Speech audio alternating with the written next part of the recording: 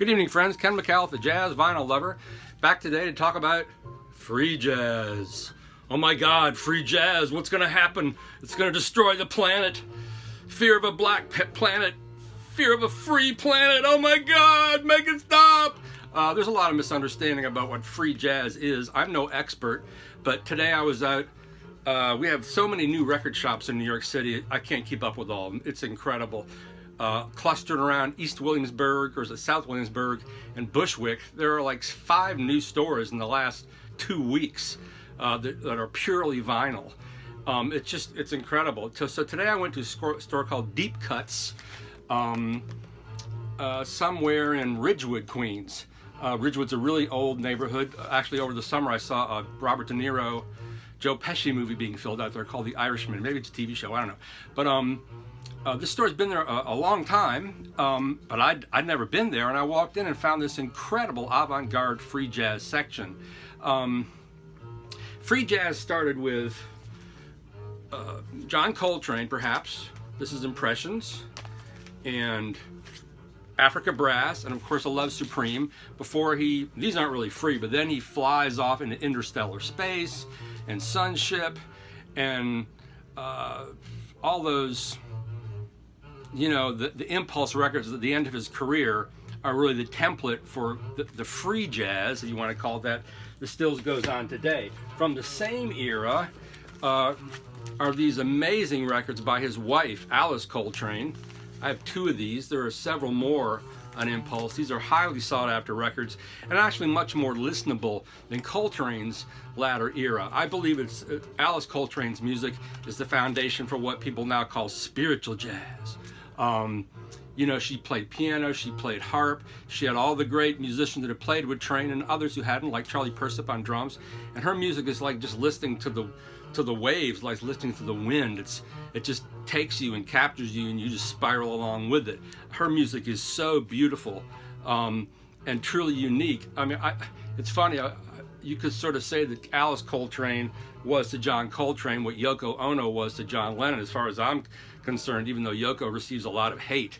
You know, in both instances, Lennon and Coltrane saw this person who could take them to the next step, and indeed did.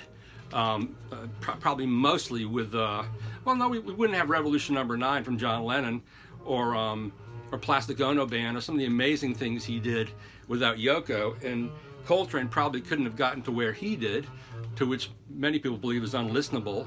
I don't, without her. But in America, most people learn to play jazz by they play in school bands, they play in orchestra, and they learn the standards, the American Songbook popularized by Frank Sinatra. And you know, that's, when I was a drummer, you learn to play standards.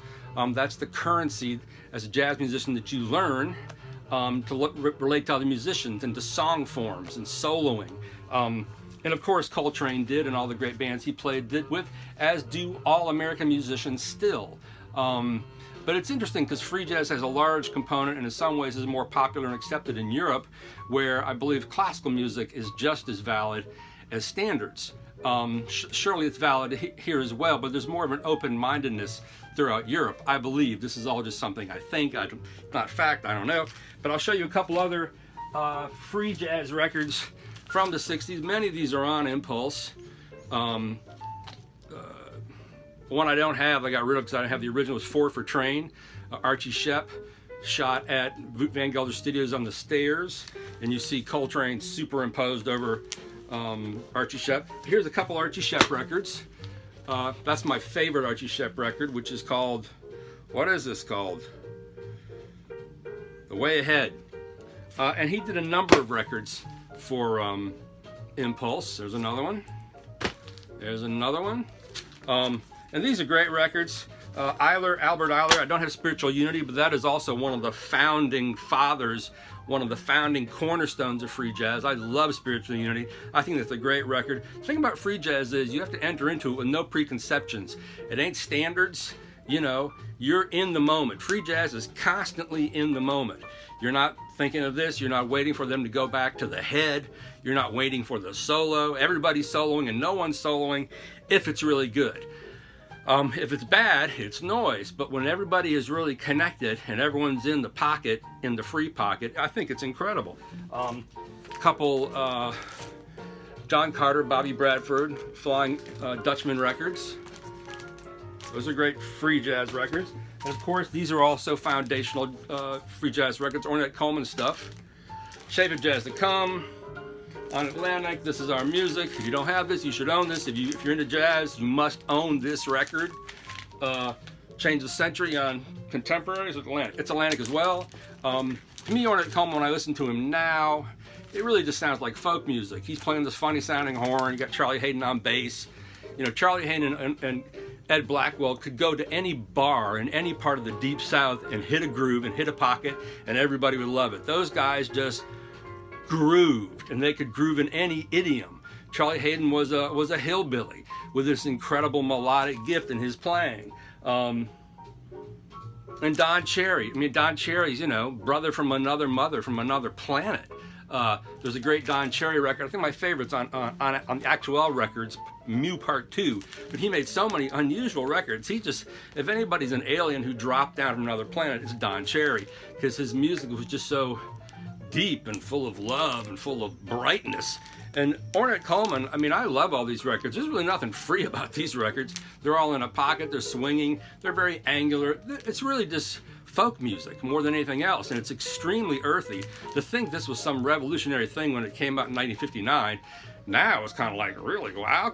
And then you look at what Coltrane did. I mean, Coltrane really blasted off to another planet. He exploded planets. But at this store today, I found all these records.